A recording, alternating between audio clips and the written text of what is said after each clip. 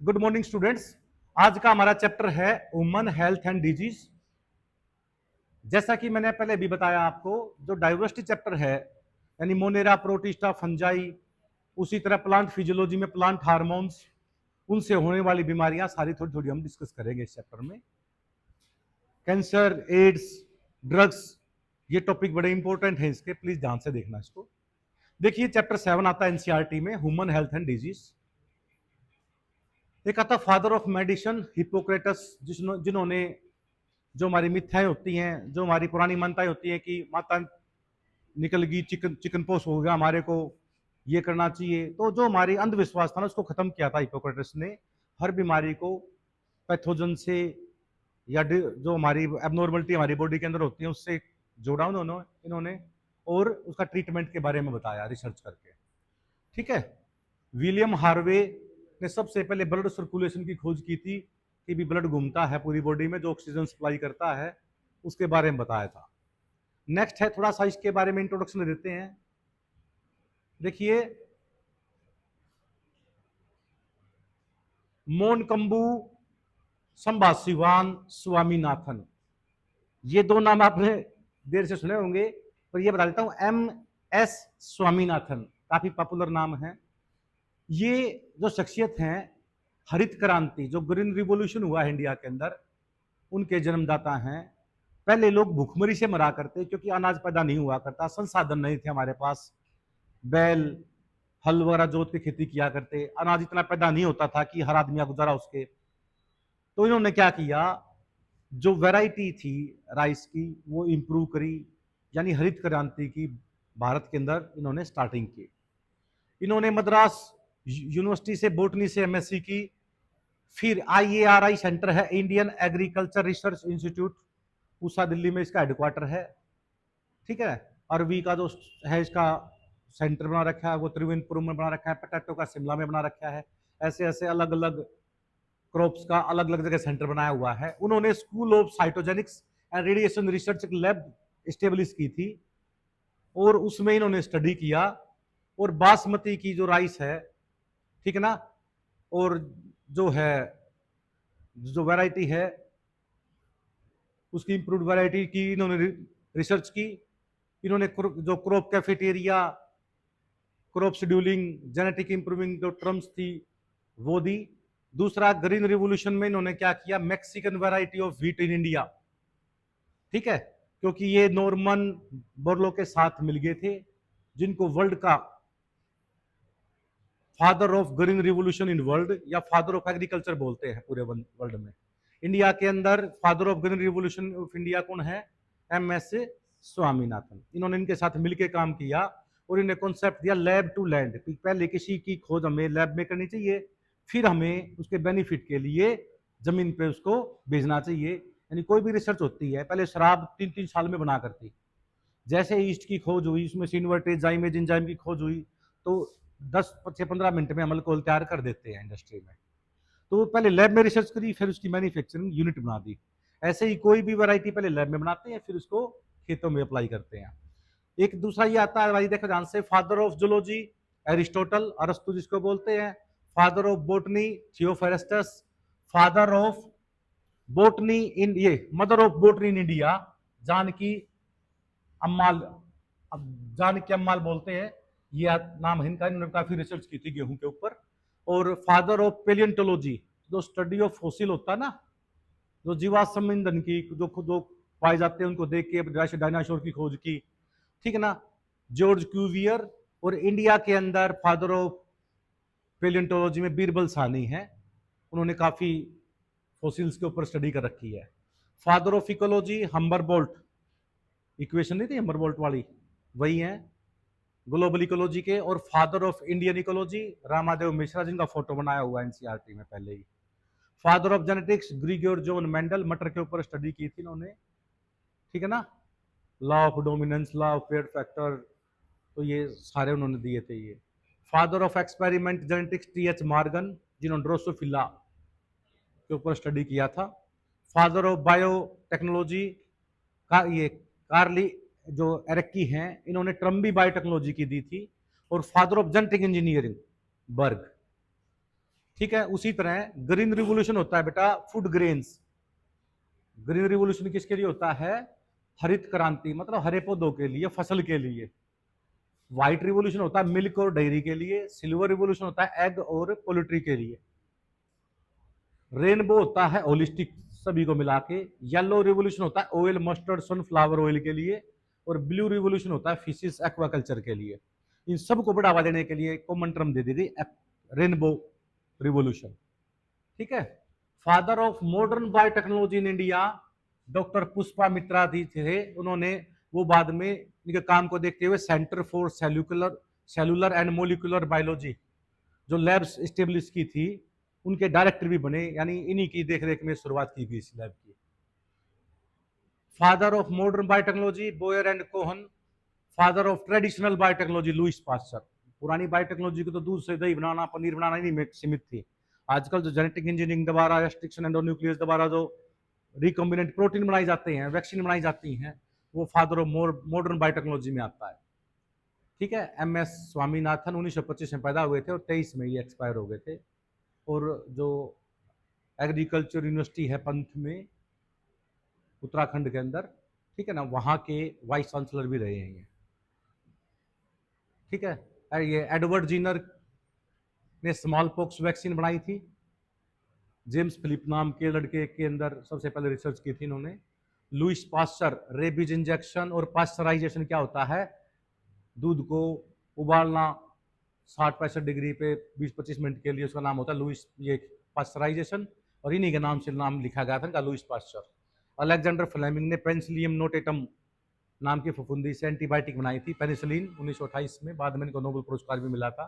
Hippocrates father of medicine. Leeuwenhoek ने microscope discover की थी, जिसकी वजह से आज हम कोई भी बीमारी होते ही पहले पता लगा लेते हैं कि कौन सी बीमारी हुई है। तो थोड़ा सा एडिशनल दिया हुआ है, ठीक है, तो प्लीज इसको पढ़ लेना एक बार, क्योंकि बायो से रिलेटेड है तो आपका नॉलेज इंक्रीज होगा इससे। चलो अब आते हैं हेल्थ। ठीक है। हेल्थ क्या होती है भाई? फिजिकल, मेंटल और सोशल वेलबींग्स इज कॉल्ड हेल्थ। यानी मानसिक, फिजिकल शारीरिक रूप से ठीक होना चाहिए कोई भी, मेंटल मानसिक रूप से भी ठीक होना चाहिए, एंड सोशल यानी आपका एक दूसरे के प्रति व्यवहार भी अच्छा होना चाहिए। तीनों चीज ठीक है तो हेल्दी है पर्सन। और आजकल तो क्या कहने लगे, फिजिकल, मेंटल, सोशल और इकोनॉमिकल, सब कुछ ठीक है, कंगाल है तब भी उससे कोई बात नहीं करता। ठीक है ना। पर डेफिनेशन में WHO की में जो है वो यही है, फिजिकल, मेंटल और सोशल रूप से जो ठीक होता है उसको हम हेल्दी बोलते हैं। एनी डिस्कम्फर्ट इन फिजिकल और मेंटल और सोशल इज कॉल्ड डिजीज। जैसे मान लीजिए किसी का हाथ पैर में चोट लगी हुई है तो बीमार है वो। मान लीजिए किसी का मानसिक संतुलन ठीक नहीं है, आप बोलते हुए भारी अच्छा नहीं है उसका, उल्टा बोलने लग जाता है आपको, तो वो भी मानसिक रूप से बीमार है। ठीक है ना। और सोशल भी वही आ गया, एक दूसरे के साथ इंटरेक्शन कैसी है। ठीक है। अब डिजीज दो तरह की होती हैं, एक तो होती है इन्फेक्शियस डिजीज, दूसरी होती है नॉन इन्फेक्शियस। देखिए जो एनसीईआरटी से रिलेटेड पढ़ना आपने थोड़ा ज्यादा बताना पड़ेगा मुझे। इन्फेक्शियस होता है, मान लीजिए मेरे को चिकन पॉक्स निकलाई तो मेरे घर में सबको निकलाएगी वो, नहीं तो मुझे क्वारंटाइन आइसोलेशन पे रहना पड़ेगा, मेरे कपड़े डेली के वॉश आउट करने पड़ेंगे। ठीक है ना। और जब तक मैं ठीक नहीं हो जाता तब तक अलग रहना पड़ेगा मुझे, क्योंकि जो इसके वायरस होते हैं वो कपड़ों में, उस कपड़े पे दूसरा बैठ गया, उसके हाथ पर लग गए, दोबारा उसकी बॉडी में चले गए, उसको भी चिकन पॉक्स हो जाएगा। लगभग घरों में, एक घर में आ जाता है, सबको हो ही जाता है ये। और लाइफ टाइम इम्यूनिटी होती है, क्योंकि वायरल इन्फेक्शन है, बॉडी में इंटरफ्यूरॉन बनेंगे, एंटीबॉडी बनेगी तो धीरे धीरे इम्यूनिटी आ जाती है। उसी तरह ये इन्फेक्शियस डिजीज है भाई। दूसरा होता है नॉन इन्फेक्शियस। इसमें एड्स जो है वो इन्फेक्शियस डिजीज है, ठीक है, पर वो फैटल है, जानलेवा है। दूसरा होता है कैंसर की, नॉन इन्फेक्शियस है, किसी को होगी तो उसके लिए जान जा सकती है, बहुत रिस्की है। यानी इन्फेक्शियस कौन सी होगी भाई? जो फैले, कंटेजियस डिजीज बोलते हैं। नॉन कंटेजियस का मतलब नॉन इन्फेक्शियस, जो एक दूसरे से नहीं फैलेगी। किसी की हड्डी टूट जाए तो उसके पास जाकर बैठ जाओ, आपकी हड्डी टूट जाएगी क्या? ठीक है ना। ये क्या है? नॉन इन्फेक्शियस है भाई। नेक्स्ट आ जाओ। बीमारी फैलाते कौन है? बैक्टीरिया, मोनेरा में आते हैं। मोनेरा को याद करने का मैंने फार्मूला बताया था, BSARMCA। ठीक है ना। क्या क्या बताया था? BSAR, bacteria, spirochete, actinomycetes, rickettsias, mycoplasma, cyanobacteria और आर्कियोबैक्टीरिया। सबसे एडवांस बैक्टीरिया साइनोबैक्टीरिया होते हैं, ब्लू ग्रीन अलगी होती हैं। यही वो मोनेरा थे जिन्होंने फोटोसिंथेसिस शुरू किया था पृथ्वी के ऊपर। आर्कियोबैक्टीरिया सबसे पुराने होते हैं, जैसे मिथेनोजन होते हैं, मीथेन गैस प्रोड्यूस करते हैं वो। एक्टिनोमाइसिस रे फंजाई होती है, इससे बाद में फंजाई ग्रुप डेवलप हो गया था। एम का मतलब माइकोप्लाज्मा बोलते हैं, एक रेप्लिकेटिंग डिस्क होती है। पीपीएलओ भी बोलते हैं इसको, प्लूरियो न्यूमोनिया लाइक ऑर्गेनिज्म, या माइकोप्लाज्मा लाइक ऑर्गेनिज्म भी कहते हैं।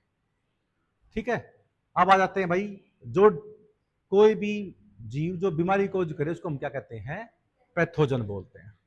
हमारी बॉडी का टेम्परेचर कितना रहता है, लगभग 37 डिग्री सेल्सियस, 98.4 फ़ारेनहाइट होता है। 9वीं क्लास के अंदर आता भी है।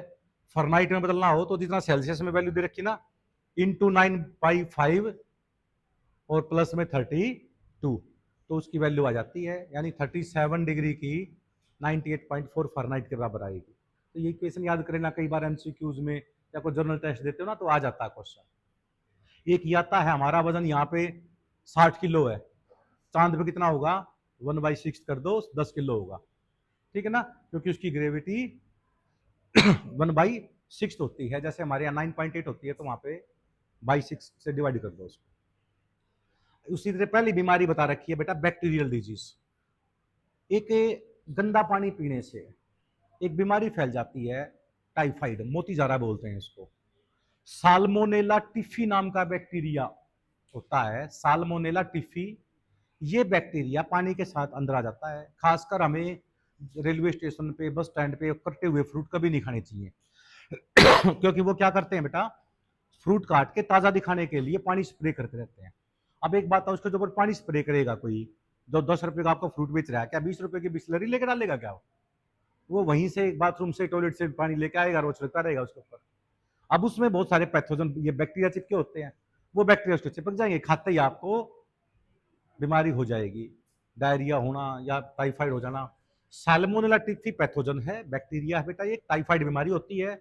ये बैक्टीरिया स्मॉल इंटेस्टाइन में जाके यदि हमने इलाज नहीं किया तो इंटेस्टाइनल परफोरेशन कर देता है, इंटेस्टाइनल को काट देता है, और अंदर से इंटेस्टाइन का मटेरियल बॉडी में आ गया, सेप्टिसीमिया हो जाएगा, इन्फेक्शन हो जाएगा, हमारी डेथ हो जाएगी। इसलिए बीमारी जैसे ये होने लग जाए तो टाइफाइड चेक करवाओ, उसके लिए टेस्ट होता है विडाल टेस्ट। जैसे ही विडाल टेस्ट करवाओगे तो डॉक्टर आपको दवाई देगा, लेनी डॉक्टर की सलाह से ही है। जैसे सेफेक्सेमाइन टैबलेट दे देते हैं वो, 200 mg सुबह, 200 शाम तक, यदि 5-7 दिन तक का कोर्स होता है, ये सारे बैक्टीरिया को मार देगा। यदि एक भी बैक्टीरिया बच गया दोबारा फिर पनप जाएगा वो बॉडी के अंदर।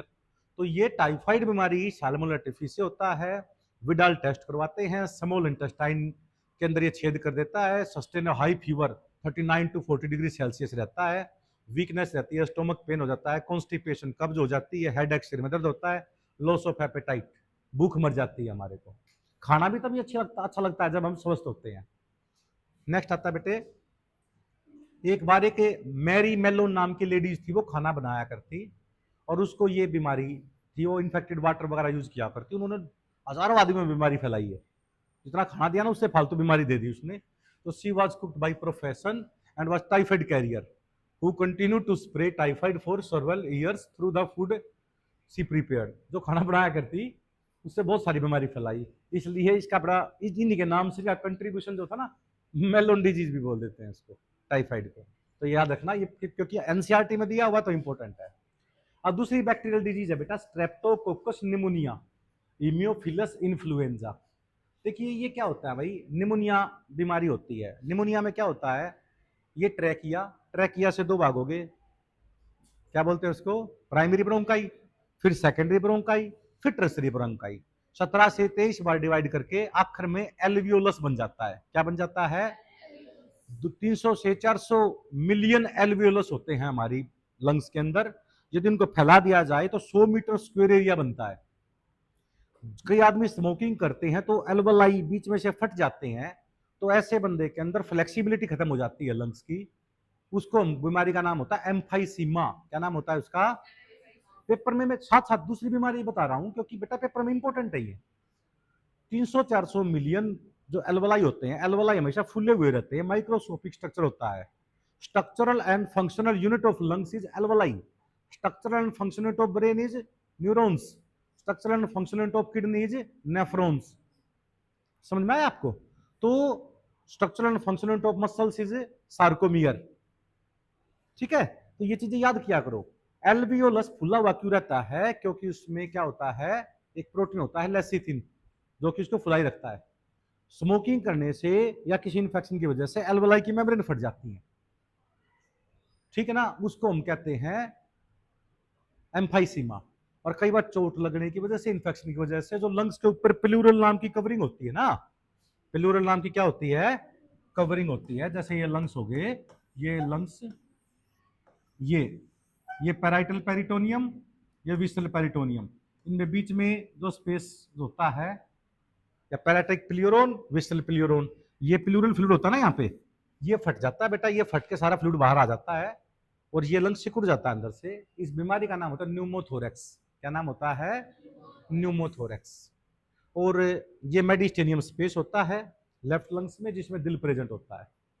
ठीक है, ये ट्रैकिया 17 से 23 बार डिवाइड होकर एल्वियोलस बना देता है. लेसिथिन नाम का प्रोटीन होता है जो उसके पिचकने नहीं देता. ठीक है, अब देखो ध्यान से बता, ये आगे.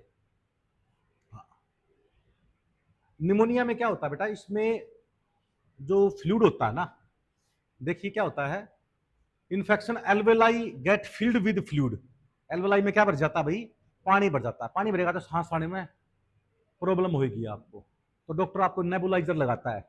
नेबुलाइजर लेके उसमें एस्थलीन, डिओलिन वगैरह डाल के, ठीक है ना, वो लगाता है ताकि बार बार, और फिर आपको भाप देने के लिए भी कहता है ताकि अंदर से इन्फेक्शन खत्म हो जाए.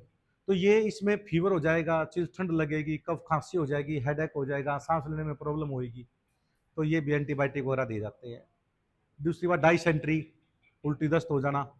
प्लेग, मैंने बताया था जहां भी भूकंप आता है चूहे ज्यादा हो जाते हैं. चूहे के ऊपर एक मक्खी होती है, मतलब रेड फिलिया की राल के अंदर इर्सिनिया पेस्टिस होता है, जो पैथोजन होता है, जो ह्यूमन को काटता है और प्लेग नाम की बीमारी कर देता है भाई. एक बीमारी होती है डिप्थेरिया, गलघोटू बोलते हैं इसको. डिप्थेरिया को क्या बोलते हैं हमें? गला रुक जाता है हमारा, बिल्कुल. तो ये जो होती हैं. दूसरा टाइफाइड के लिए एंट्रिक फीवर बोलते हैं, साल्मोनेला टिफी से फैलता है, विडाल टेस्ट करवाते हैं. मैरी मेलोन्स के नाम से भी पॉपुलर है ये. ठीक है ना, स्मॉल इंटेस्टाइन को अफेक्ट करता है. निमोनिया, स्ट्रेप्टोकोकस निमोनिया और हीमोफिलस इन्फ्लुएंजा से फैलता है. एल्वेलाई ऑफ लंग्स अफेक्ट होते हैं. 300 से 400 मिलियन एल्वेलाई होते हैं, 100 मीटर स्क्वायर एरिया कवर करते हैं. एम्फाइसीमा में एल्वेलाई की मेम्ब्रेन ब्रस्ट हो जाती है. न्यूमोथोरेक्स में प्लूरल मेम्ब्रेन फट जाती है. और नेक्स्ट आता है भाई मलेरिया.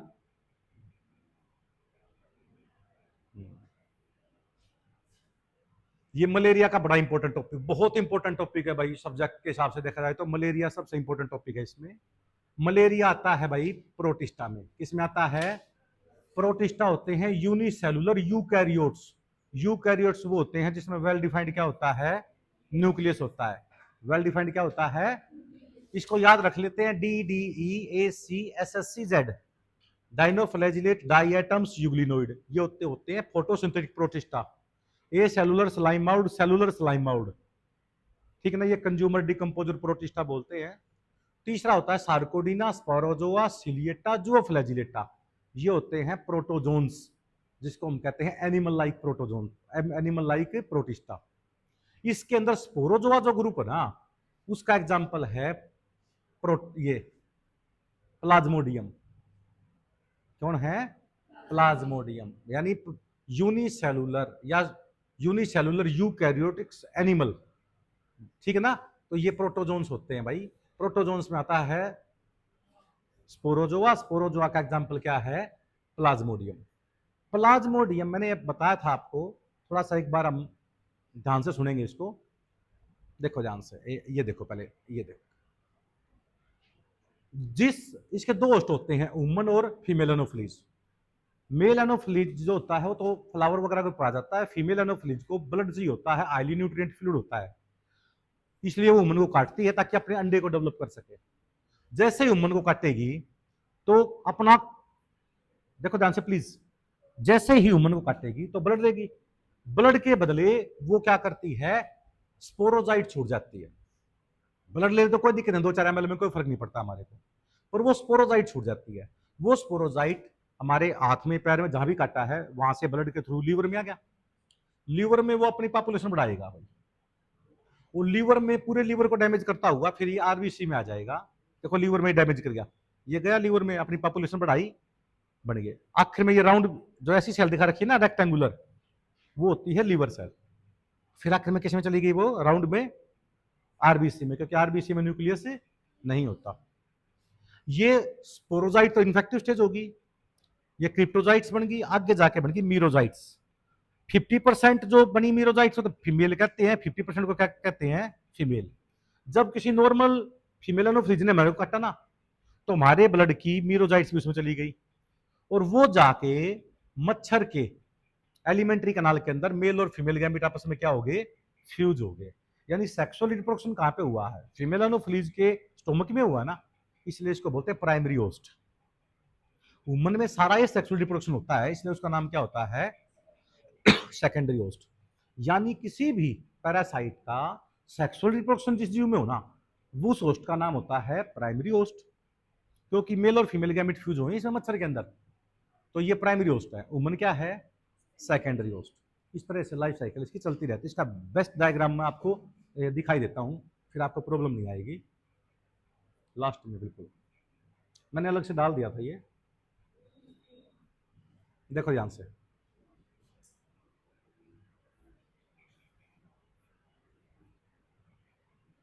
इसमें नहीं आया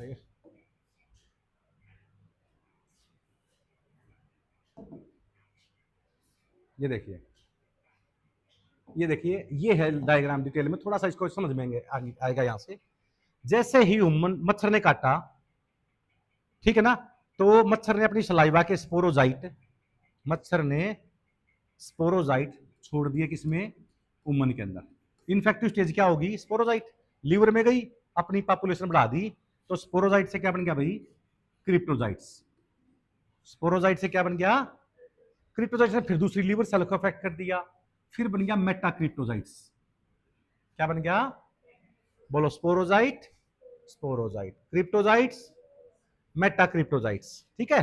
फिर कोई सेल बच गया, फिर दोबारा आ जाएगा, मतलब पूरे लीवर को अफेक्ट करेगा। इसलिए लीवर फेल होने के मैक्सिमम चांस होते हैं। किसी को मलेरिया हो जाए तो बोलो, मलेरिया में 104-5 तक बुखार हो जाता है बेटा, उस केस में हमारे को पीसीएम 750 डिग्री डोलोज के नाम से जो आती है वो देनी पड़ती है, नहीं तो सिरिंज चढ़वाते हैं, 1000 उसमें यूनिट्स होती हैं पीसीएम पैरासिटामोल की, और हाइड्रोथेरेपी यानी पट्टी रखते हैं ताकि दिमाग में बुखार ना हो, दिमाग में नुकसान ना हो कोई। फिर वो लीवर सेल से निकल के आरबीसी में पहुंच गया।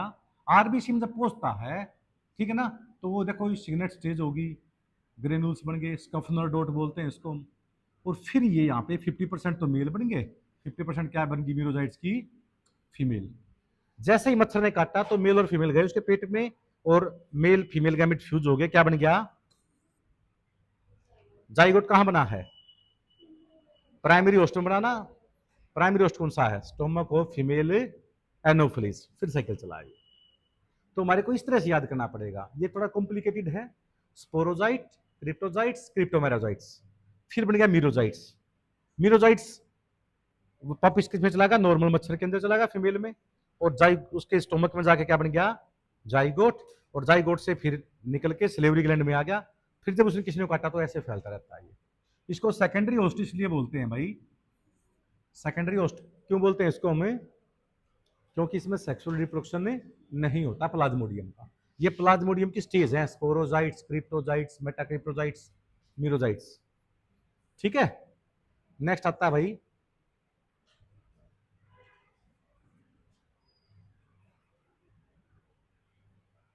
अरे कहाँ हो गया, या अटक गया क्या,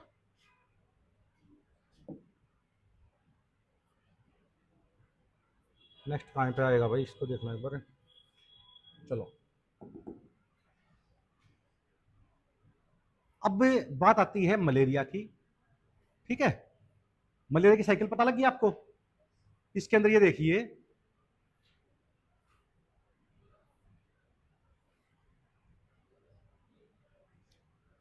मलेरिया को कंट्रोल करने के लिए तालाब में गैम्बूसा नाम की फिश छोड़नी चाहिए। गैम्बूसा क्या करते हैं, लार्वा खा जाती है।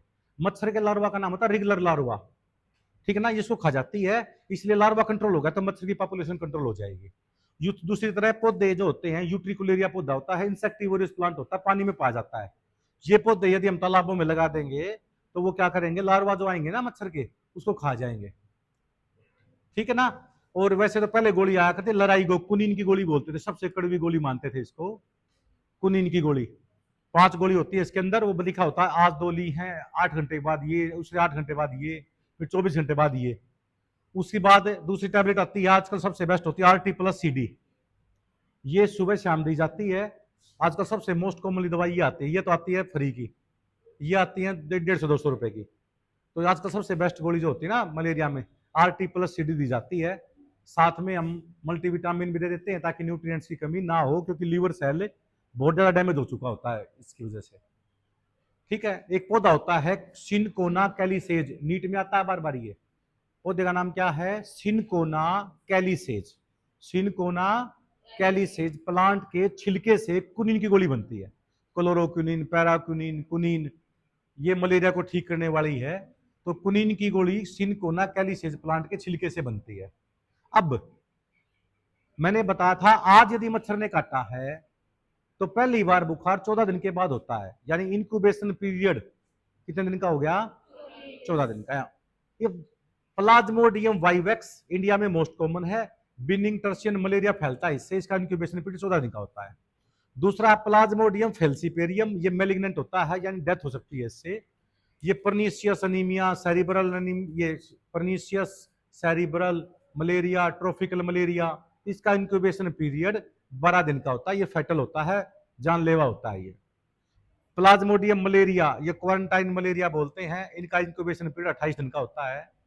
प्लाज्मोडियम ओवल, ये रेयर टाइप का इंडिया में नहीं पाया जाता, ये इसका इंक्यूबेशन पीरियड भी 14 दिन का होता है। नीट में जो क्वेश्चन आते हैं वो मैंने बता दिया आपको, मलेरिया फैलता है प्लाज्मोडियम स्पीशीज से। प्लाज्मोडियम क्या होता है, प्रोटिस्टा होता है, प्रोटिस्टा में प्रोटोजोआ, प्रोटोजोआ में स्पोरोजोआ की टाइप है ये। दूसरा कुनिन की गोली बनती है सिनकोना कैलिसेज के प्लांट के छिलके से। गैम्बूसा फिश छोड़ दो, रेगुलर लार्वा ऑफ मच्छर को वो खा जाती है। दूसरा होता है यूट्रिकुलेरिया, ठीक है ना। यूट्रिकुलेरिया क्या करेगा, इंसेक्टिवोरियस प्लांट होता है बेटा। अब देखो ध्यान से, मच्छर भी 3 तरह के होते हैं। अब क्योंकि मुझे साइड बाय साइड दूसरे टॉपिक बताने पड़ते हैं ना मलेरिया के अलावा, क्योंकि नीट में कोई भी क्वेश्चन घुमा के फिरा के पूछ सकते हैं। देखिए बेटे, क्यूलेक्स, एडीज, एनोफ्लीज। क्यूलेक्स मच्छर के सलाइवा में वुचीरिया बेनक्रोफ्टी नाम का कीड़ा होता है, एलमिंथिस होता है। एडीज के सलाइवा में वायरस होता है, एनोफ्लीज में प्लाज्मोडियम होता है। प्लाज्मोडियम से मलेरिया फैलता है। इस वायरस से जो डेंगू चिकनगुनिया वायरस होते हैं, इसमें प्लेटलेट्स घट जाते हैं। डेंगू को हम ब्रेक बोन डिजीज बोलते हैं, हड्डी तोड़ बीमारी बोलते हैं। इसमें प्लेटलेट्स घट जाते हैं बेटा हमारे, 1.5 लाख से 4.5 लाख होते हैं ना प्लेटलेट्स पर सेंटीमीटर क्यूब, जो एरिया में गिने जाते हैं कितने होते हैं, 1.5 लाख से 4.5 लाख। ये बेटा 10, 20, 30 हजार तक भी आ जाते हैं। इसमें सबसे बड़ी प्रॉब्लम क्या होती है, क्योंकि प्लेटलेट क्या करते हैं, खून को जमाने में हेल्प करते हैं, ब्लड क्लॉटिंग में हेल्प करते हैं वो। मान लीजिए प्लेटलेट्स कम हो गए बॉडी में, तो क्या हो जाएगा भाई, जहां से भी ब्लीडिंग होगी, जैसे मसूड़ों से खून आ गया, एलिमेंट्री कनाल में हो गया, तो कोई खून को जमाने वाला फैक्टर ही नहीं है, क्योंकि ब्लड क्लॉटिंग का मेन काम कौन करता है, प्लेटलेट्स करते हैं। तो इसलिए इंटरनल ब्लीडिंग हो सकती है। तो डॉक्टर क्या करते हैं, तो प्लेटलेट डलवाते हैं, जिसके ब्लड ग्रुप मैच होगा उसके प्लेटलेट निकाल के फिर उसमें डाल देते हैं। तो यदि मैं कहूं क्यूलेक्स, एडीज और एनोफ्लीज तो हो गए वेक्टर, ये हो गए पैथोजन, और ये होगी बीमारी। एलिफेंटासिस, एलिफेंटासिस जो बीमारी होती है, हाथी जितने मोटे पैर हो जाते हैं, उसमें क्या होता है भाई, कैपिलरी फट जाती है।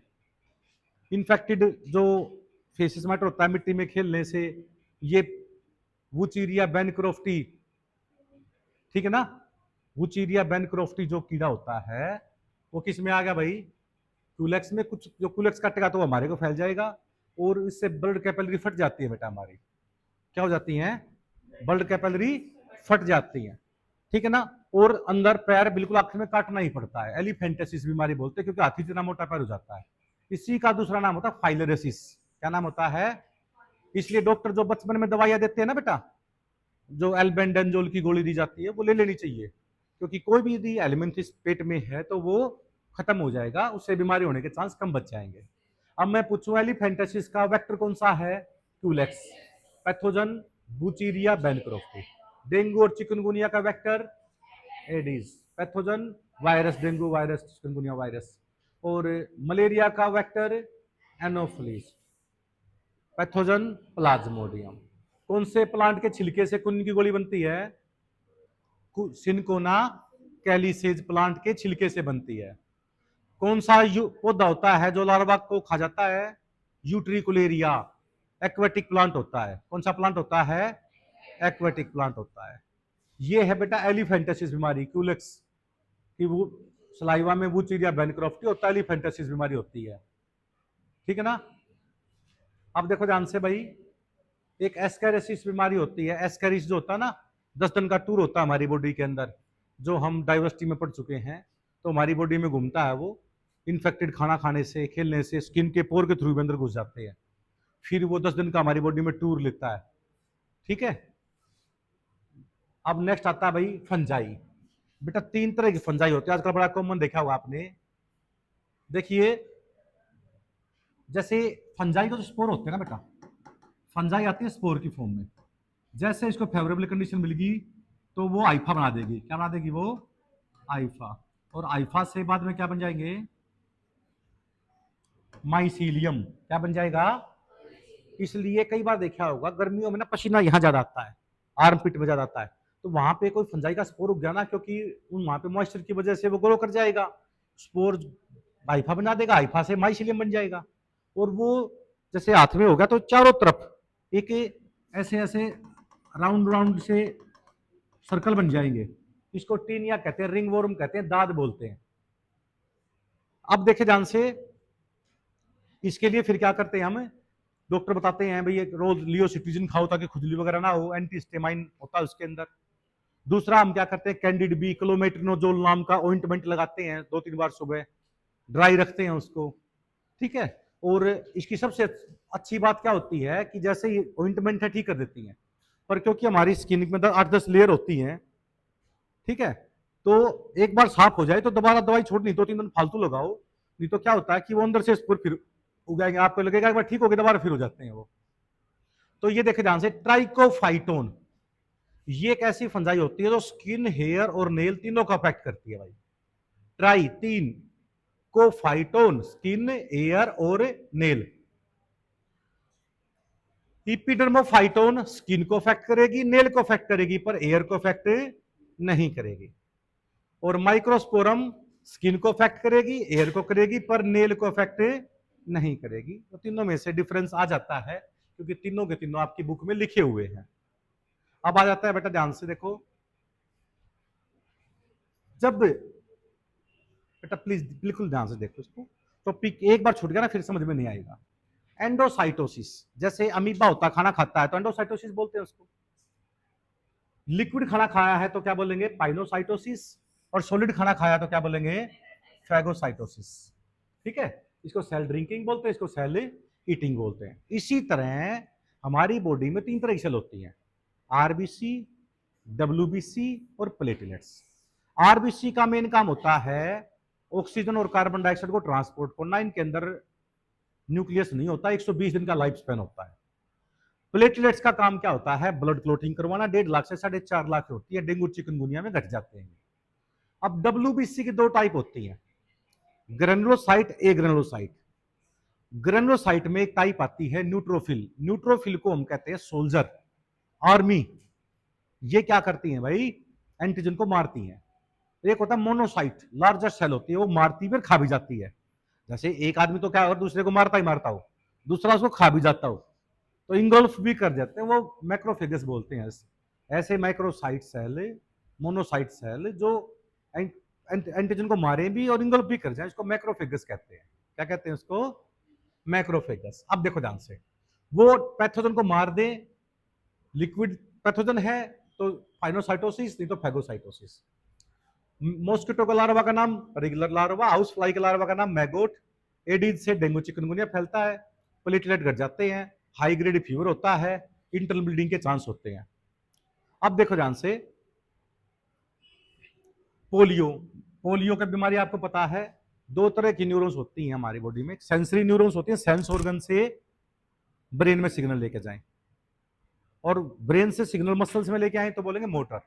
पोलियो वायरस मोटर न्यूरॉन्स को खत्म कर देता है, इसलिए दर्द तो होता है उसको, पर वो हाथ पैर हिला नहीं सकता, हाथ में हो गया पैर में हो गया, पोलियो हो जाता है उसको, क्योंकि पोलियो वायरस ने डिस्ट्रॉय कर दिया। और न्यूरॉन सेल कभी भी डिवाइड नहीं करती एक बार बनने के बाद, क्योंकि न्यूरॉन्स में सेंट्रियोल प्रेजेंट नहीं होता। फिर ब्रेन ट्यूमर कैसे होता है भाई? क्वेश्चन आता है, ब्रेन में क्या होते हैं? न्यूरॉन्स होती हैं, न्यूरॉन्स, और ट्यूमर कब बनता है? जब कोई सेल बार बार डिवाइड करे तो क्या बन जाता है?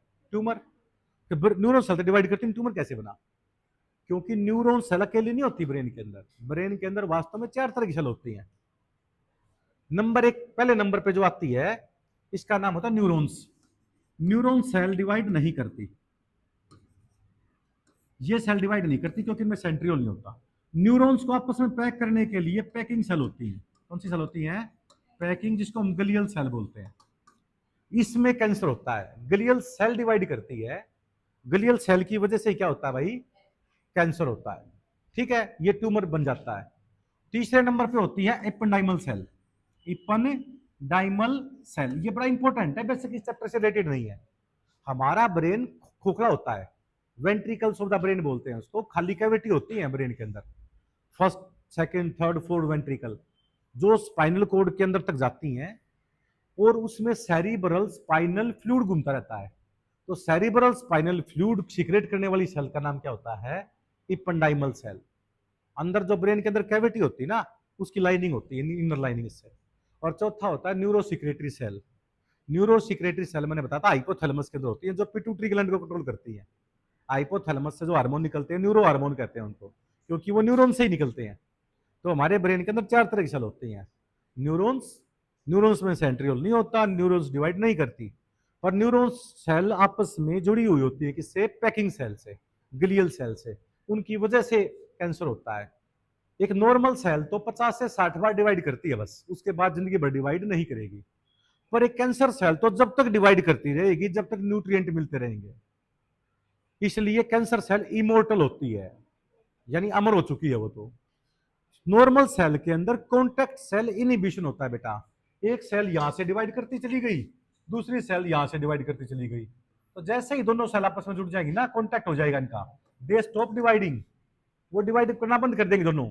मान लीजिए ये सेल कैंसर है, ये नॉर्मल है, ये तो डिवाइड बंद कर गया, पर ये तो बंद नहीं हुई ना, तो ये क्या करेगी? यहाँ पे डिवाइड करती रहेगी, जगह मिलेगी नहीं इसको, इसलिए यहाँ पे एक मास बन जाएगा, एक ग्रुप बन जाएगा सेल का, उसको हम कहते हैं ट्यूमर। यदि वो ट्यूमर उसी जगह है, आगे नहीं फैल रहा, उसको बिनिंग ट्यूमर कहते हैं। और यदि वो ट्यूमर एक जगह से दूसरी जगह फैलने लग गया, उसको मेलिग्नेंसी ट्यूमर बोलते हैं। और moving phase of cancer is called metastasis. क्या बोलते हैं इसको? में मेटास्टेसिस, ये कैंसर होता है। अभी डिटेल में भी आएगा वो। अब देखो ध्यान से, पोलियो, डिप्थीरिया, गलघोटू, निमोनिया, टेटनस। आजकल टेटनस का जो बैक्टीरिया होता है ना, 60-70 साल तक मरता नहीं है वो, इसलिए कोई भी चोट लग जाए ना आपको, ठीक है ना, तो आपको टेटनस का इंजेक्शन लगवाना चाहिए। उसी तरह कुत्ता काट ले, बिल्ली काट ले, बंदर काट ले, कोई पशु काट ले, तो आपको रेबीज का टीका भी लगवाना चाहिए, ठीक है ना, नहीं तो 100% डेथ निश्चित होती है इससे। इम्यूनिटी होता है रोगों से लड़ने की क्षमता को हम क्या कहते हैं? प्रतिरोधकता कहते हैं, इम्यूनिटी पावर कहते हैं।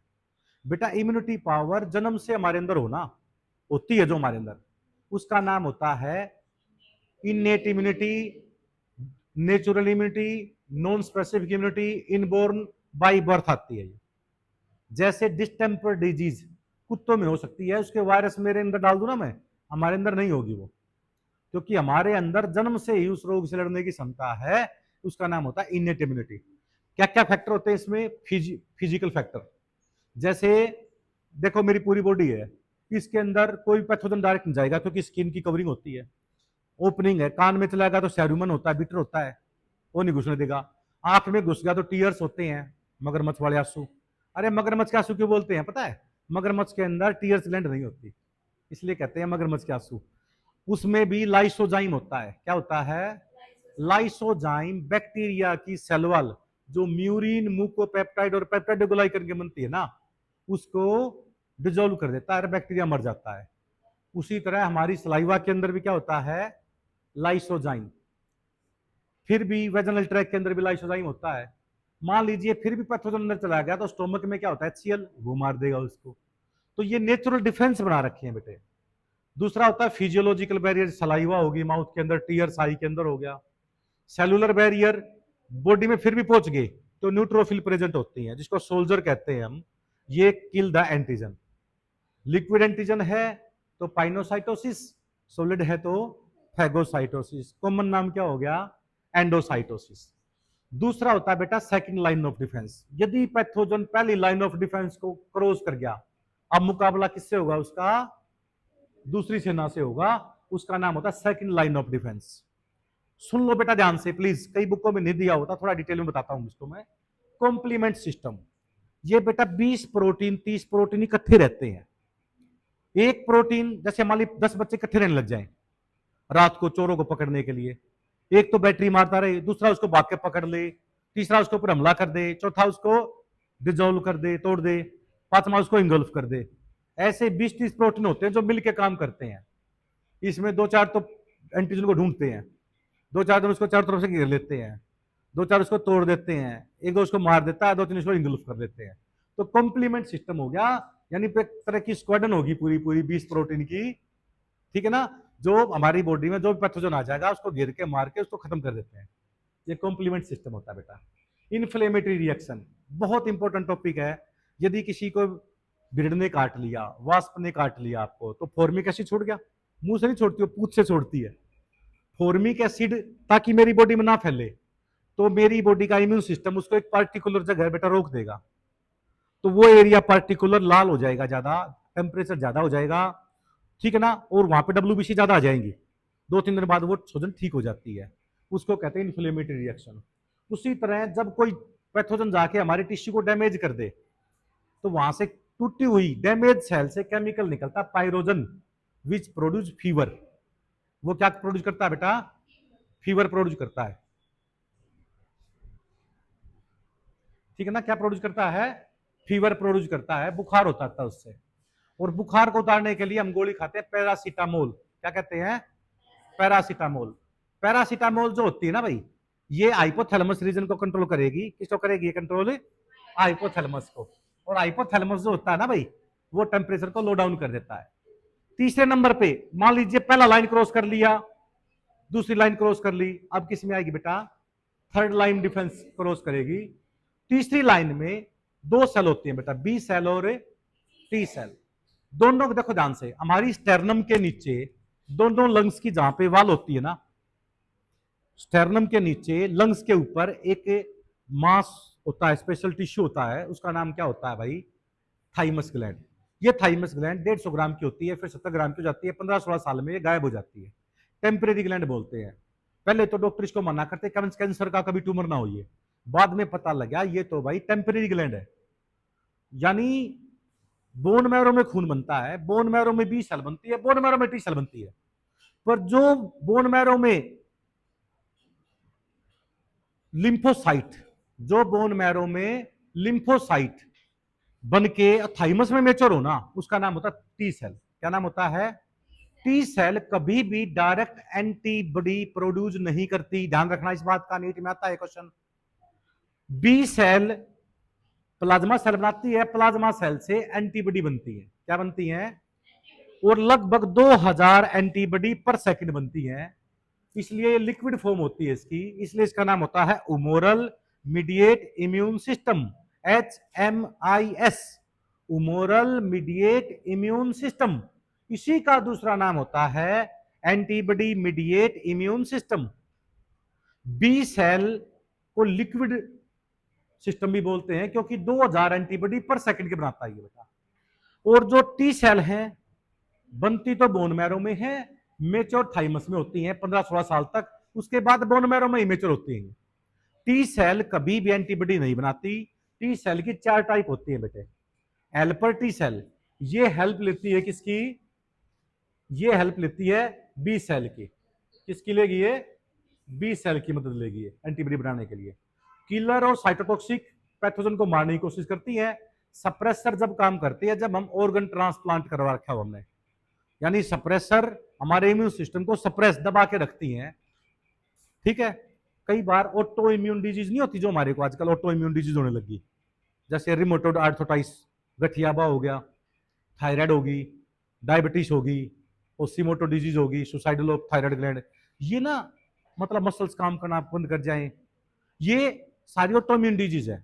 इसमें सप्रेसर टी सेल ज्यादा एक्टिवेट हो जाती हैं और हमारा इम्यून सिस्टम प्रॉपर काम नहीं करता, जल्दी जल्दी बीमारी होने लग जाती है।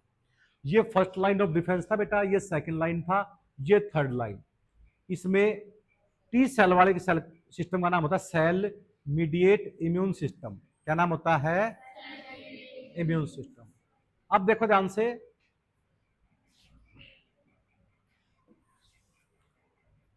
Types of vaccine. Doctor Edward Jenner ने देखा चिकन पॉक्स से बहुत सारे आदमी मरने लग गए भाई। उनके घर में काम करने वाली मेड थी सारा नीलम्स। क्या नाम था? सारा नीलम्स। उसका एक बेटा था 8 साल का, जेम्स फिलिप। उन्होंने उसको कहा भी मैं आपके बेटे के ऊपर एक एक्सपेरिमेंट करना चाहता हूं और हो सकता है उसकी जान भी चली जाए। तो पर उसने कह दिया यदि चिकन पॉक्स वैसे हो गया तो क्या पता बचेगा ना बचेगा। महामारी फैल गई थी बहुत ज्यादा इंडिया में, तो उस टाइम बहुत सारे मंदिरों का निर्माण हो गया था, माता के मंदिर, ताकि ठीक हो जाए। पर रिसर्च कम है हमारे देश में। अब क्या हुआ बेटा, जैसे ही वहां पे पता लगा, उसने देखा भी चिकन पॉक्स है। पहले गाय के अंदर भी ये बीमारी थी, इस तरह की फुंसिया हुई थी, उसका नाम होता है काउ पॉक्स। उसने क्या किया, जिसके घर में गाय है ना, जिनको काउ पॉक्स हो चुका है, उनके घर में पेशेंट कम है, तो उसने इसको बेस में ध्यान रखते हुए काउ जिसको पॉक्स हो रखा था उसमें से पस निकाल ली और उसको स्ट्राइल किया और उसको इंजेक्शन दे दिया बच्चे को। बच्चा 2-3 दिन में ठीक हो गया। उसने दोबारा फिर इंजेक्शन दे दिया, फिर 2-3 दिन में ठीक हो गया। अब उसने प्योर कल्चर वायरस का, चिकन पॉक्स वायरस का बच्चे को लगा दिया। उसने सोचा चाहे तो बच्चा जाएगा, ठीक हो जाएगा। पर सरप्राइजली देखा बच्चा बिल्कुल ठीक रहा, बच्चे को कुछ दिक्कत नहीं हुई। तब उसने थ्योरी दी जब हमने पस दिया तो उसमें कम अमाउंट में एंटीजन होता है, तो बॉडी ने उसके खिलाफ एंटीबॉडी बना दी, दवा दिया, फिर एंटीबॉडी बना दी। तीसरी बार जब प्योर कल्चर दिया वायरस का, तो क्या हो गया भाई, उसके अंदर एंटीबॉडी इतनी ज्यादा बन चुकी थी कि पैथोजन को उसने मार दिया और बच्चा सर्वाइव कर गया।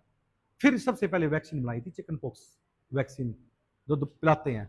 पहले तो नस्तर लगाया करते, हाथों पे टीका लगाया करते बच्चों को, सेबिन पोलियो का। आजकल तो क्या होता है भाई, ओरल पोलियो वैक्सीन, वो साक होती है और ये सेबिन वाली जो होती है ओरल दी जाती है।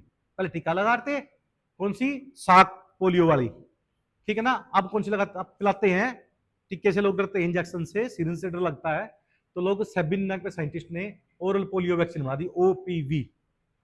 दूसरी बात, वैक्सीन बनाने के लिए पैथोजन डालते हैं। अब पैथोजन के भी कौन कौन से रूप हो सकते हैं? पैथोजन को वीक कर दिया, ऐसा कर दिया बीमारी को जो ना करे, उसको बोलते हैं अटेन्यूएटेड, जैसे पोलियो में, एमएमआर में। एक होता है इनएक्टिवेटेड, यानी हमने अल्ट्रावायलेट लाइट मार मार के पैथोजन को बिल्कुल डेड के करीब कर दिया, फिर पिला दिया, फिर इंजेक्शन दे दिया, तो एंटीबॉडी बन गई। टॉक्सिकोइड, उसका जहर निकाल लिया पैथोजन का, वो डाल दिया बॉडी में, तो बॉडी एंटीबॉडी बना दी बॉडी ने। फिर सब यूनिट छोटे टुकड़ों में तोड़ लिया हमने पैथोजन को, वो इंजेक्ट कर दिया ह्यूमन के अंदर, उस पर कंजुगेटेड न्यूक्लिक एसिड दे दिया। ये 5-6 तरह की वैक्सीन होती हैं जो बनाई जाती हैं, सिलेबस में नहीं है पर नॉलेज के लिए पता होना चाहिए आपको। दूसरी होती है बेटा जन्म के बाद ली जाने वाली इम्यूनिटी, उसका नाम होता है एडेप्टिव स्पेसिफिक इम्यूनिटी या एक्वायर्ड इम्यूनिटी। जन्म के बाद जो इम्यूनिटी ली जाए ना, उसका नाम होता है एक्वायर्ड इम्यूनिटी बेटा। जैसे बच्चे को बीसीजी का इंजेक्शन दे दिया, बच्चे को किसका इंजेक्शन दिया? BCG, bacillus Calmette Guérin, TB से बचने के लिए। जिस बच्चे को बीसीजी का इंजेक्शन बचपन में दिया गया ना, उसको टीबी होने के चांस बहुत कम है। MMR, measles mumps rubella virus. Measles का मतलब होता है खसरा निकलना, मम्स होता है कन्फेड होना, रूबेला वायरस, ठीक है ना, जो सिंपल इंफेक्शन कोज करता है। तो इसके खिलाफ यदि आपने वैक्सीन दे रखी है तो एंटीबॉडी प्रेजेंट रहती है मेमोरी के रूप में। तीसरा पोलियो, ओपीवी। ओपीवी होता सेबिन वाला, साबुन का पानी नहीं पीना, तो याद रख लो, SABIN, सेबिन। सेबिन वाली जो होती है वो ओपीवी है, ओरल पोलियो वैक्सीन। इससे मान लीजिए जिस बच्चे को पिलाएंगे उसी में तो इम्यूनिटी डेवलप होगी ना, जिस बच्चे में पिलाया है उसी में तो इम्यूनिटी डेवलप हुई ना, उसको बोलते हैं बेटा एक्टिव इम्यूनिटी। तुम्हें पढ़ाया, तुमने नीट क्लियर कर दिया, वो एक्टिव इम्यूनिटी है बेटा। और जो पेपर आउट करवा के बनते हैं वो पैसिव है। जैसे माँ अपने बच्चे को दूध पिलाती है बेटे, एक नीट में क्वेश्चन बार बार आता है, मदर का फर्स्ट मिल्क का नाम क्या होता है? फर्स्ट मिल्क जो मदर है कोलेस्ट्रॉम होगा, उसमें इम्यूनोग्लोबिन ए होता है। कौन सा होता है? इम्यूनोग्लोबिन ए। बच्चे के अंदर जो पैदा होने के बाद जो इम्यूनोग्लोबिन जाता है वो इम्यूनोग्लोबिन ए होता है। बच्चा सबसे पहले अपनी बॉडी में इम्यूनोग्लोबिन एम बनाता है। इम्यूनोग्लोबिन एम 5 गुना ज्यादा बड़ा होता है इम्यूनोग्लोबिन जी से, और 200 से 2000 गुना ज्यादा फास्ट काम करता है। तो बच्चे में कौन सा बनता है? Immunoglobin M. और बच्चा सबसे पहले जन्म के बाद कौन सा लेता है? इम्यूनोग्लोबिन ए। सबसे ज्यादा एंटीबॉडी कौन सी होती है? इम्यूनोग्लोबिन जी। इम्यूनोग्लोबिन जी का डायग्राम ये दिखा रखा है बेटा, दो तो होती हैं हैवी चेन और दो होती हैं स्मॉल चेन। ये छोटी चेन होगी ना, ये स्मॉल चेन L2 हैवी 2, दो हैवी चेन होगी, डाई सल्फाइड बॉन्ड से जुड़ी होती है। अब देखो ध्यान से, एक्टिव इम्यूनिटी होती है, एक्टिव इम्यूनिटी वो होती है बेटा मेरी बॉडी में डाला जाए, जिस बॉडी में वैक्सीन पिलाई जाए ना, डाली जाए, उसी में एंटीबॉडी प्रोड्यूस हो तो एक्टिव इम्यूनिटी। मान लीजिए किसी आदमी को सांप ने काट लिया, कोबरा ने काट लिया, तो थोड़ा सा याद देखो इसको, कोबरा क्रेट सी snake coral snake, cobra crate सी स्नेक कोरल स्नेक, इनका जहर न्यूरोटॉक्सिक होता है। और रसल वाइपर का जहर जो होता है वो हिमोटॉक्सिक होता है। हिमोटॉक्सिक जहर की बात क्या होती है? यदि कहीं भी ब्लड में कॉन्टेक्ट में आएगा ना तो डेथ को कर देगा वो। तो जब इनके क्या करते हैं, इनके जहर का इंजेक्शन लेके डाइल्यूट करके घोड़े में इंजेक्शन लगा देते हैं। घोड़े में 10-12 दिन लगातार इंजेक्शन देंगे तो घोड़े में क्या बन जाएंगे? बहुत सारी। अब उस ब्लड को निकाल लेंगे, एक मशीन फिल्टर कर देगी उसको और वापस ब्लड उसमें डाल देंगे। फ्री में हमारे को क्या मिलेगी? Antibody against particular pathogen of snake venom. क्योंकि एंटीबॉडी पैथोजन स्पेसिफिक होती है। कौन सी होती है? Pathogen specific. ऐसा नहीं है एंटीबॉडी जो पोलियो में काम आ गई वही तुम डिप्थेरिया में यूज कर लोगे, ऐसा नहीं है। जो एंटी स्नेक विनोम की एंटीबॉडी ना वो निकाल ली, उनको एंटी स्नेक विनोम के नाम से हमने बना लिया। ऑफकिन इंस्टीट्यूट है मुंबई के अंदर, वो बनाता है। ये सपेरे क्या करते हैं, जहरले लेके आते हैं, उनसे वो खरीदते हैं, फिर वो घोड़ों के ऊपर इंजेक्शन लगा लगा के वैक्सीन तैयार करते हैं, इंजेक्शन में तैयार कर लेते हैं उसको। अब क्या होता है बेटा, जो वैक्सीन किसी आदमी को सांप ने काट लिया तो उसकी बॉडी तो रेस्पॉन्ड करने में टाइम लगाएगी, तब तक डेथ हो चुकी होगी। तो डॉक्टर उसको डोज दे देते हैं एंटीबॉडी की, और इससे सांप पे काटा हुआ आदमी भी बच जाता है। ये किसका बेस्ट एग्जांपल है भाई? पैसिव इम्यूनिटी का। मां अपने बच्चे को दूध पिलाती है, किसका एग्जांपल है? पैसिव। ओरल पोलियो वैक्सीन पिलाई जाती है बच्चे को, वो किसका एग्जांपल है? एक्टिव इम्यूनिटी का। उसमें खुद की सेल एक्टिवेट हो रही है। चलो, बच्चे को टेटनस का इंजेक्शन लगाया, तो किसका एग्जांपल है वो? एक्टिव का। पैसिव के दो याद रख लो, मां अपने बच्चे को दूध पिलाती है, इम्यूनोग्लोबिन ए गया, एंटी स्नेक विनोम का।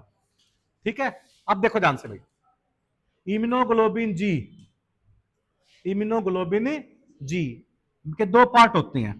पहला पार्ट तो हो गया बेटा ये फ्रैक्शनल क्रिस्टलाइजेशन, यानी इस पोर्शन का तो क्रिस्टल भी बना सकते हैं हम।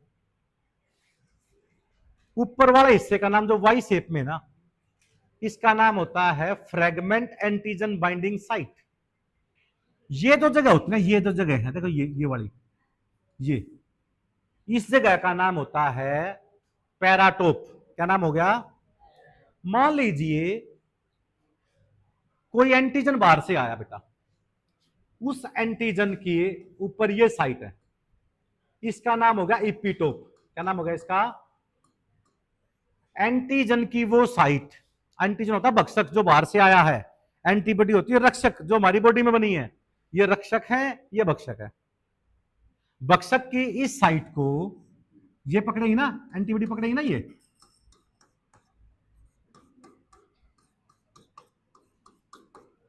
यानी एक एंटीजन को 5 एंटीबॉडी ने पकड़ लिया ना, ये चारों तरफ है तो लगभग एक एंटीजन को 400-500 के करीब एंटीबॉडी घेर लेती है। एंटीजन की वो साइट जिसको एंटीबॉडी पकड़ती है ना, उसका नाम होता है इपीटोप। क्या नाम होता है? और एंटीबॉडी की वो साइट जो एपिटोप को पकड़ता है उसका नाम क्या होता है? पैराटोप। मान लीजिए बाहर से कोई टाइगर आ गया, हम सारे एंटीबॉडी हैं, ठीक है ना, हमने उसके गले को पकड़ लिया, हमने पैरों को पकड़ लिया, हमने उसके मुंह को पकड़ लिया, हमने उसके पंजों को पकड़ लिया, तो जो ये हमने पकड़े ना, उसके गर्दन पकड़ी, मुंह पकड़े, खुर पकड़े, पूंछ पकड़ी, वो क्या नाम हो गया उसके? क्या नाम हो गया उसका भाई? एपिटोप। और हमारे हाथ क्या हो गए? पैराटोप। तो एपिटोप पैराटोप की रिएक्शन, एंटीजन एंटीबॉडी की रिएक्शन का नाम होता है सीरोलॉजी। उसकी स्टडी का नाम क्या होता है? Serology. Study of antigen antibody reaction, क्या बोलेंगे? अब आप बताओ बेटा, एंटीजन की साइट का नाम क्या बोलेंगे जिसको एंटीबॉडी पकड़ती है? इपिटोप। और एंटीबॉडी की वो साइट, ये साइट पकड़ती है एंटीबॉडी की, एंटीजन को, इसका नाम क्या होता है? पैराटोप। क्या नाम होता है? पैराटोप। अब देखो ध्यान से भाई,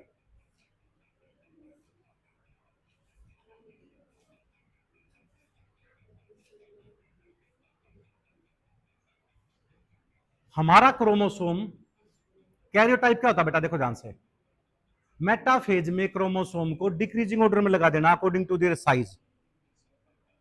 मेटाफेज स्टेज में prophase, metaphase, anaphase, telophase, 4 phase होते हैं माइटोसिस में। मेटाफेज में जो क्रोमोसोम दिखाई देते हैं वो ऐसे दिखाई देते हैं ना, इनको डिक्रीजिंग ऑर्डर में लगा देना क्या बोलते हैं? कैरियोटाइप। उसमें जो छठे नंबर पे क्रोमोसोम आएगा ना, 6th नंबर पे जो क्रोमोसोम आएगा, किस नंबर पे? 6th पे, उसमें कुछ जीन होते हैं बेटे, उस जीन का नाम होता है MHC, मेजर हिस्टाकॉम्पेबिलिटी कॉम्प्लेक्स जीन। इसी का नाम ह्यूमन ल्यूकोसाइट एंटीजन जीन बोलते हैं। ये बेटा सरफेस रिसेप्टर बनाते हैं किसी भी सेल में। क्या बनाते हैं ये? Surface receptor. ये क्यों टॉपिक पढ़ा रहा हूं मैं? ऑर्गन रिजेक्शन क्यों होता है? मान लीजिए मेरी दोनों किडनी खराब होगी, मैंने एक बच्चे की किडनी ले ली, इसने मेरे को डोनेट कर दी। हालांकि आजकल अलाउड नहीं है, केवल फैमिली रिलेशन, ब्लड रिलेशन वाले दे सकते हैं, या किसी का ब्रेन डैमेज हो रखा हो वो डोनेट करना चाहता हो, वो किडनी मेरे अंदर ली, मेरी बॉडी में उसके खिलाफ, क्योंकि उसके सरफेस रिसेप्टर अलग तरह के हैं, मेरे बॉडी के सरफेस रिसेप्टर अलग तरह के हैं, तो फिर क्या होगा? उसको जो किडनी मेरे में डाली है उसको एंटीजन समझ के मेरी बॉडी के खिलाफ क्या बना देगी? एंटीबॉडी। 20 दिन लगेंगे, 20 दिन में वो सारी एंटीबॉडी एंटीजन को खा जाएंगी और वो किडनी खराब खत्म हो जाएगी। मैंने इसकी दूसरी किडनी भी ले ली, ये तो गई। मैंने इसकी दूसरी किडनी ली, वो 2 दिन में खत्म हो जाएगी, उसको बोलते हैं second immune rejection. Immune system दूसरा रिजेक्ट कर दिया, दोनों खत्म होगी 22 दिन में। इसलिए हम क्या करते हैं बेटा, आप सबसे पहले MHC जीन चेक करवाते हैं, मेजर हिस्टाकॉम्पेबिलिटी कॉम्प्लेक्स जीन चेक करवाते हैं, जिससे ज्यादा मिलेंगे ना उसी का ग्राफ्टिंग सफल ऑपरेशन होता है उसका। फिर हम क्या करते हैं बेटे, फिर भी थोड़ा बहुत रिजेक्शन ना हो तो साइक्लोस्पोरिन देते हैं उसको। क्या देते हैं? साइक्लोस्पोरिन, जो हमारे इम्यून सिस्टम को दबा के रखता है, ताकि 2-3-4 महीने में वो मेरी बॉडी का मुकस मेम्ब्रेन जो फ्लूइड होता है उसको घेर ले, फिर सरफेस रिसेप्टर ढके जाएंगे, सरफेस रिसेप्टर को हमारी जो सर्चिंग वाली सेल है, मैक्रोफेगस सेल है, वो ढूंढ नहीं पाएंगे, यानी हमारे में मिलजुल जाएगी वो सेल। देखो ध्यान से, ऑटोग्राफ्ट क्या होता है बेटा? ग्राफ्टिंग होता है अंग बदलना। मान लीजिए मुंह पे, स्किन पे कोई तेजाब लग गया, स्किन जल गई, फेशियल वैल्यू होती है हर एक बंदे की, तो लोग क्या करते हैं, कमर से अपनी स्किन कटवा के, प्लास्टिक सर्जरी वाले, और ग्राफ्टिंग करके यहां लगा देते हैं। मेरी स्किन ही मेरी बॉडी में लगा दी ना, क्या रिजेक्ट होगी? क्यों नहीं होगी? क्योंकि बेटे MHC जीन जो ना, MHC जीन सेम है, इसलिए रिजेक्शन नहीं हो पाएगा। Number 2 isograft. Number 2 isograft. Isograft में क्या होता है बेटा? जेनेटिकल आइडेंटिकल, जुड़वा भाई जुड़वा बहने, वो भी मोनोजाइगोटिक होती हैं। मोनोजाइगोटिक ट्विंस क्या होते हैं? या दोनों लड़के होंगे या दोनों लड़कियां होंगे। मोनोजाइगोटिक ट्विंस में आइडेंटिकल ट्विंस होते हैं वो, क्योंकि जीनोटाइप सेम है। एक लड़का एक लड़की है तो वो डाइजाइगोटिक है। क्या है वो? ठीक है ना? या फिर उनके पहले नंबर पे सफल ऑपरेशन रहेगा ऑटोग्राफ्ट का, दूसरे नंबर पे सफल रहेगा आइसोग्राफ्ट का। तीसरा होता है एलोग्राफ्ट, यानी मान लीजिए किसी की किडनी खराब होगी, उसने शुगर की किडनी निकाल के रख ली, वो पॉसिबल नहीं है, हालांकि इसके ऊपर रिसर्च चल रही है। ऐसा होगा तो फिर तो हम क्या करेंगे, ऑर्गन को कहीं भी उगा लेंगे। किसी का हार्ट खराब हो गया, कुत्ते में से निकालेंगे, दिल आदमी में डाल देंगे। ये चल रही है स्टडी अभी। तो ये एलोग्राफ्ट क्या होता है बेटा, डिफरेंट जेनेटिक बैकग्राउंड पर स्पीशीज क्या होनी चाहिए, सेम। जैसे हम आपस में किडनी चेंज कर लें आपस में, तुम मेरे को दे दो, मेरी खराब हो जाए, मैं आपसे ले लूं, तुम्हारी खराब हो जाए, मैं दे दूं, तो होमोस्पियंस होमोसेपियंस तो है ना, सारे स्पीशीज तो सेम है ना। तो ये होता है एलोग्राफ्ट। और जिनोग्राफ्ट होता है बेटा, स्पीसीज ही दूसरी ले लो, मंकी का अर्ट ले लो आप। तो इसके ऊपर रिसर्च चली। सबसे ज्यादा असफल कौन से होते हैं, ये। उससे कम असफल कौन से होते हैं, ये। और सबसे ज्यादा सफल कौन से होते हैं, ये दो।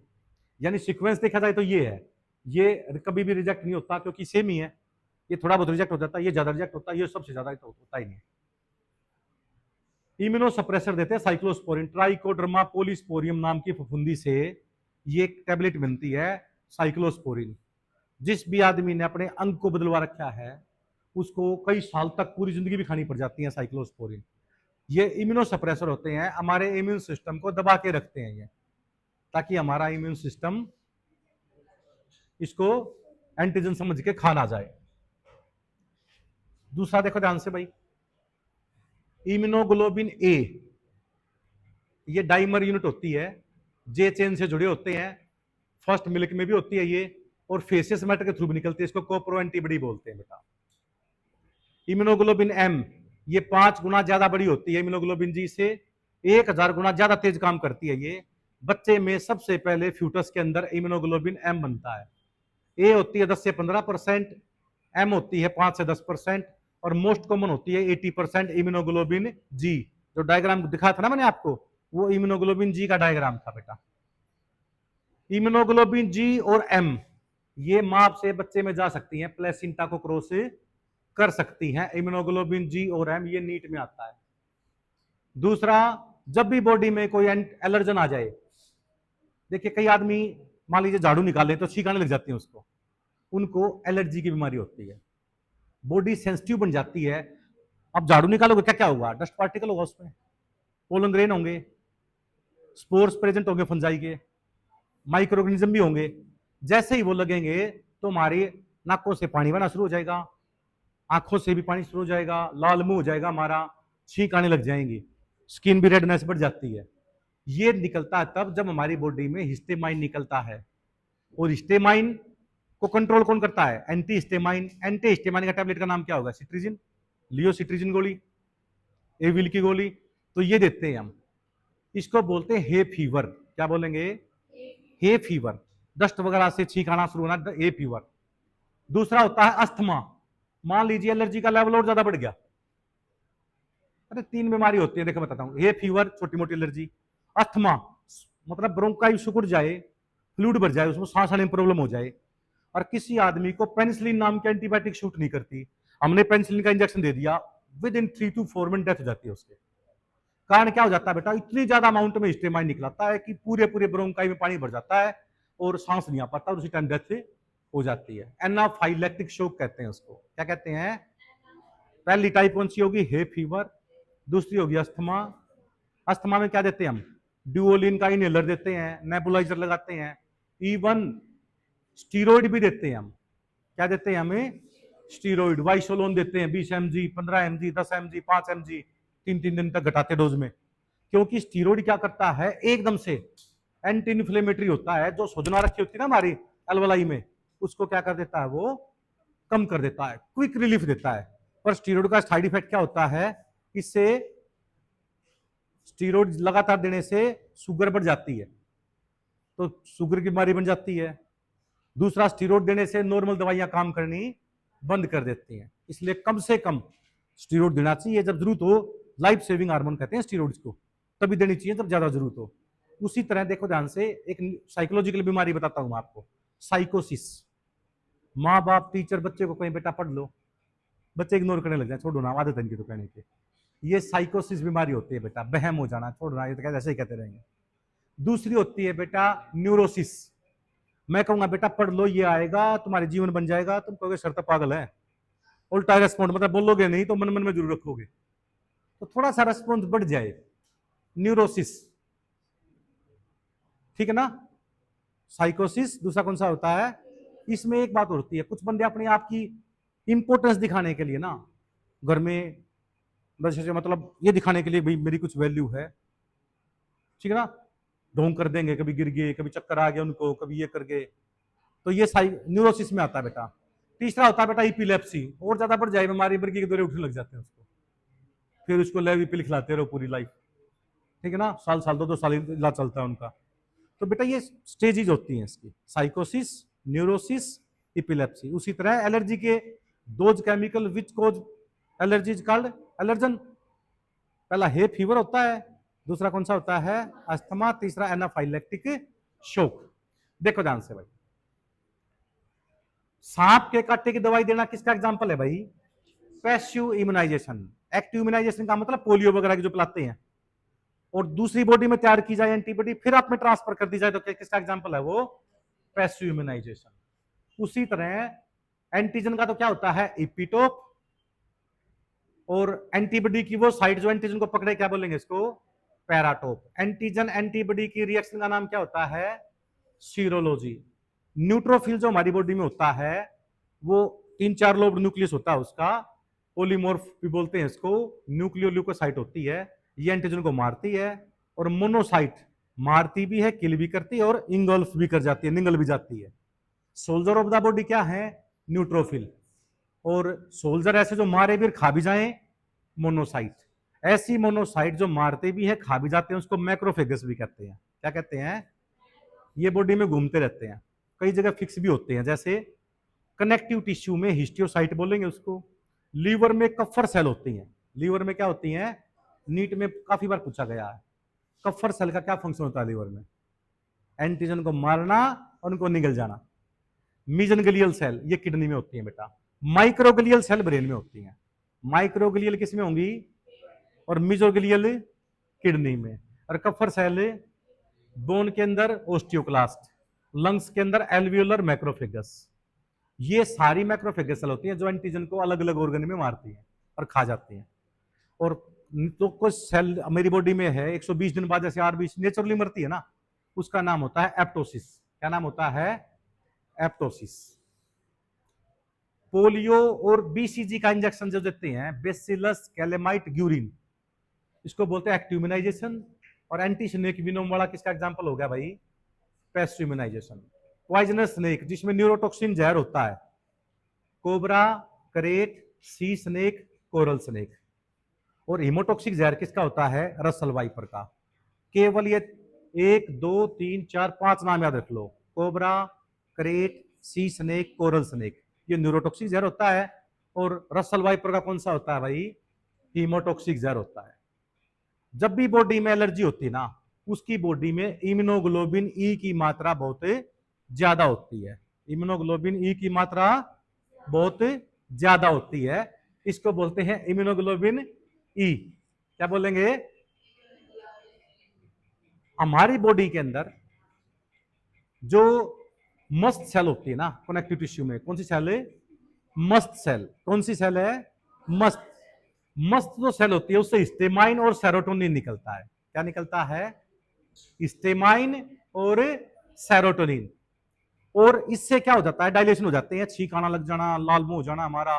तो फिर हम कौन सी टैबलेट लेते हैं भाई, एविल की, लियोसिट्रिजिन की। इसमें एंटी हिस्टेमाइन होता है। क्या होता है इसमें, तो 3 तरह की बताई थी मैंने, hay fever, asthma, anaphylactic shock. Death हो जाती है एनाफाइलेक्टिक शॉक।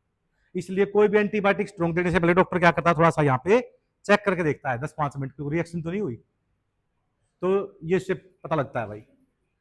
एक होता है ऑटो इम्यून डिजीज, यानी हमारा इम्यून सिस्टम ही धीरे धीरे काम करना बंद कर देता है, जैसे डायबिटीज मिलिटस, शुगर की बीमारी, ग्रेव डिजीज, थायराइड ग्लैंड का साइज बढ़ जाता है, और थायराइड ग्लैंड में से ज्यादा हाइपर सिक्रेशन हो जाता है हार्मोन्स का, ग्रेव डिजीज।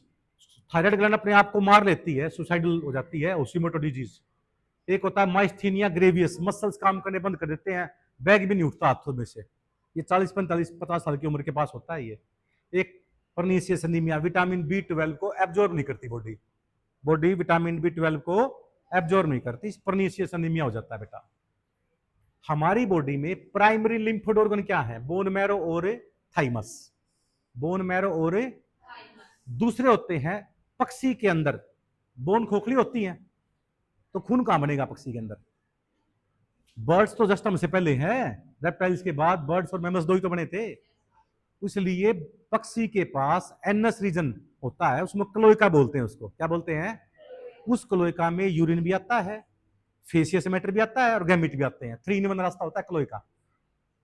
यानी पक्षी की जो बीट होती है ना, उसमें यूरिन और फेसियस मैटर दोनों होते हैं, मल और मूत्र दोनों होते हैं। उसी रास्ते से गैमेट आते हैं। उसके जस्ट पीछे क्लोइका के जस्ट साइड में एक छोटा सा टिश्यू होता है बेटा, उस टिश्यू का नाम होता है bursa of Fabricius. Bursa of Fabricius का इनाम होता है एनल थाइमस, क्योंकि एनल्स के पास थाइमस जैसी ग्लैंड होती है, यही उसमें खून बनाती है पक्षी के अंदर। 20 सेल टी सेल उसी में बनते हैं। ये प्राइमरी लिम्फोइड ऑर्गन होते हैं। हमारे अंदर प्राइमरी लिम्फोइड ऑर्गन 2 हैं, बोन मैरो और थाइमस। पक्षी के अंदर बर्सा ऑफ फैब्रिकस। बाकी सारे ऑर्गन जिसमें लिम्फोसाइट मेच्योर होना, उसका नाम होता है सेकेंडरी लिम्फोइड ऑर्गन। क्या बोलेंगे? सेकेंडरी में क्या क्या आएगा? Pair patches. सारे बच्चे ध्यान दें, पेयर पैचेज होता क्या है? एलिमेंट्री कैनाल, स्मॉल इंटेस्टाइन जो होती ना, जो स्मॉल इंटेस्टाइन होगी, स्मॉल इंटेस्टाइन के साथ साथ में एक स्पेशल टिश्यू का ग्रुप होता है, ये पेयर पैचेज बोलते हैं इसको। क्या कहते हैं? Pair patches. इसी तरह हमारी पूरी बॉडी में लिम्फ नोड होते हैं। क्या होते हैं? Lymph node. उसी तरह स्प्लीन होता है। स्प्लीन देखो यहां पे होता है, ये पैनक्रियास, ये स्टोमक, यहां पे प्रेजेंट होता है स्प्लीन। इस स्प्लीन को हम ब्लड बैंक भी बोलते हैं, ग्रेवयार्ड भी बोलते हैं, कब्रिस्तान बोलते हैं, क्योंकि आरबीसी यहां पे आके मरती हैं। जब हिलेरिया पे जाते हैं तो आरबीसी यहीं से रिलीज होती है। स्प्लीन बोलते हैं, ब्लड बैंक बोलते हैं हमारी बॉडी का। और टॉन्सिल, तो टॉन्सिल होते हैं ना हमारे, ये सारे लिम्फोइड टिश्यू होते हैं, ये पैथोजन को मारते हैं। इसलिए जब भी आपको ठंडा वंडा गर्म खाना खा लोगे, आप आइसक्रीम ज्यादा ले लोगे, तो टॉन्सिल हो जाते हैं, क्योंकि पैथोजन को सबसे पहले ये जो स्पेशल लिम्फोइड टिश्यू होते हैं टॉन्सिल के अंदर, ठीक है ना, वो हमला करते हैं और वहां पर सूजन आ जाती है। फिर हम क्या करते हैं? नमक के गरारे करते हैं, है ना। तो वो नमक से क्या होता है बेटा? एक्सोस्मोसिस होएगा तो सिकुड़ जाएंगे, स्वैलन थोड़ी कम हो जाएगी सूजन हमारी। टर्सरी लिम्फोइड ऑर्गन आपकी बुक में नहीं है, पर स्किन को बोलते हैं हम। टर्सरी लिम्फोइड ऑर्गन क्या है? Skin. Primary lymphoid organ bone marrow और थाइमस। सेकेंडरी में ये सारे हो गए। टर्सरी किसको बोलते हैं? हमें स्किन को बोलते हैं। ये डायग्राम में देखो आपको दिखा रखे हैं, ये लिम्फ नोड दिखा के पूरी बॉडी में प्रेजेंट होती है। अपेंडिक्स, जो हमारी अपेंडिक्स है ना, यहां पे भी सेकेंडरी लिम्फोइड ऑर्गन होते हैं। ये भी इसको बोलते हैं gut associated lymphoid tissue. Alimentary canal का नाम क्या होता है? एलिमेंट्री कैनाल का नाम क्या होता है बेटा? गट। और गट में क्या निकलता है? मुक्कस निकलता है ना, येलो कलर का मटेरियल जो हम जीभ से सुबह साफ करते हैं, क्या होता है? वो मुक्कस होता है ना। तो मुक्कस एसोसिएटेड लिम्फोइड टिश्यू, जितने भी लिम्फोइड टिश्यू ना, उसका 50% कवर कर लेते हैं। Mucous associated lymphoid tissue, MALT बोलते हैं। लगभग जितने लिम्फोइड टिश्यू होते हैं उसका कितना परसेंट होता है? 50%। और जो हैप्लोइड सेल होती है ना भाई, जैसे सप्रम एग हैप्लोइड सेल है ना, उसमें टोटल नंबर ऑफ जीन जो होते हैं उसको जीनोम कहते हैं। क्या कहते हैं उसको? हमें जीनोम। और वो वायरस जिसमें RNA जेनेटिक मटेरियल हो, क्या बोलेंगे उसको? रिट्रोवायरस। और ऑटो इम्यून डिजीज का नाम होता है AIDS, acquired immuno deficiency syndrome. बाकी कल करवाएंगे बेटा।